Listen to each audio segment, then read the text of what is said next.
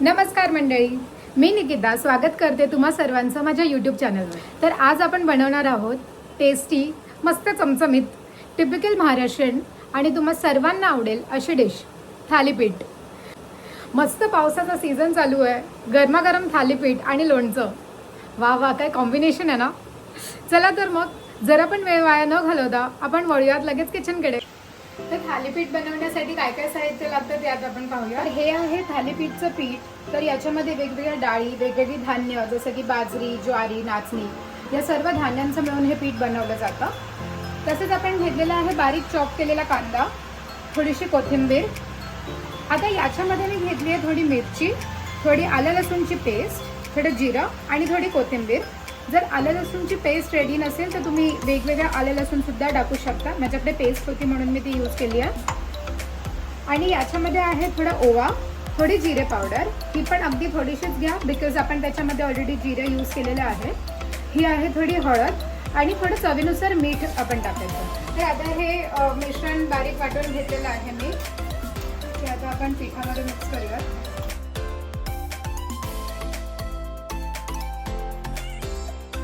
बारीक चॉप केलेला कांदा आपण याच्यात ऍड करूया.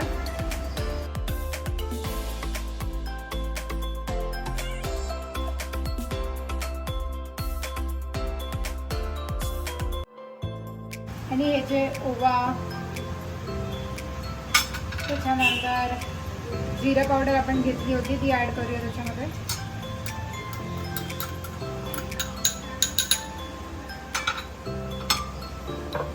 हळद ऍड करूया बघा. मीठ, त्याच्यामध्ये थोडं तेल टाकूयात.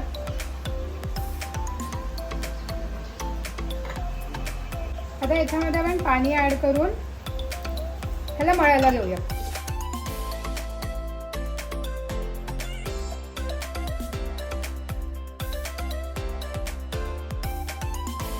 तर आता मी पीठ मळून घेतलेलं आहे. पूर्ण पीठ मळून झालं आहे, चांगलं भिजलं पण आहे ते. आता आपण थालीपीठ थापायला चालू करूया. तर आता मी सर्वात पहिला तर हा छोटाच गोळा घेते. कपड्याला थोडं पाणी लावून घेते कारण आता फर्स्टच ट्राय आहे. तर आपण छोट्यापासून स्टार्ट करूया. आणि अगदीच छान हेल्दी असा पदार्थ आहे हा. तर नाश्त्याला जरी कधी केले तर 2 थालीपीठ खाल्ले तरी बऱ्यापैकी पोट भरतं. आणि सहसा आपलं कधी सर्व धान्य मिक्स अशी पोटात नाही जात. आपण एक वेळ फक्त भाकरी किंवा फक्त चपाती असंच खातो. तर या निमित्ताने सर्व धान्यांचं मिश्रण आपल्या पोटात जातं. आणि डाळींचं पीठसुद्धा जर तुम्ही यूज केलं असेल तर विविध प्रकारच्या डाळीसुद्धा तब्येतीसाठी आपल्या चांगल्या असतात. आता जर हे पहिलंच थालीपीठ थापत असल्यामुळे मी जरा काळजीपूर्वकच थापते कारण मला असं वाटतं की हे तुटायला नको आणि कपड्यालाही चिकटू नये. तर बघूयात पहिलं थालीपीठ कसं होतं. आता याला छोटे छोटे होल करून घ्यायचे जेणेकरून आपण जेव्हा हे तव्यावर ठेवू तेव्हा त्या होलमध्ये थोडं थोडं तेल टाकून आपण त्याला छान पचवू शकतो. तवा आपला गरम झाला आहे तर मी तेल लावून घेते.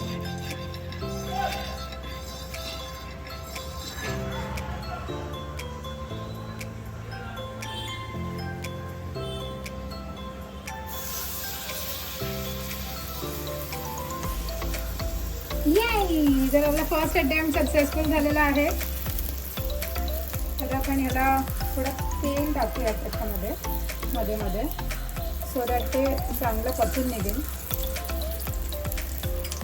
आणि याला जरा कमी गॅसवर ठेवून झाकण ठेवूया. हे बऱ्यापैकी भाजून निघालं याला पण कळतो.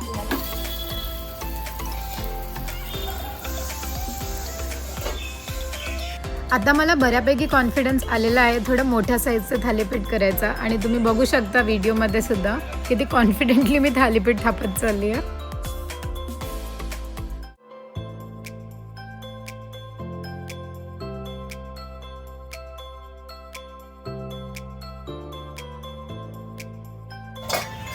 तर हे आहे आपलं पहिलं थालीपीठ जे आता बऱ्यापैकी भाजून निघालेलं आहे.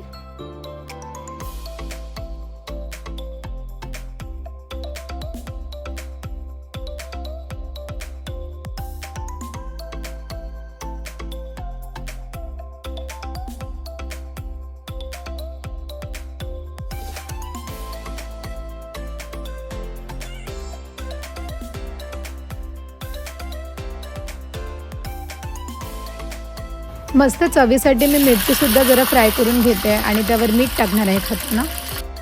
आणि थालीपीठची ही साईज बघून मला तर असं वाटतं मी आता जरा बऱ्यापैकी प्रो झाली आहे थालीपीठ थापण्यामध्ये आणि भाजूनही छान निघत आहेत. So I am really happy.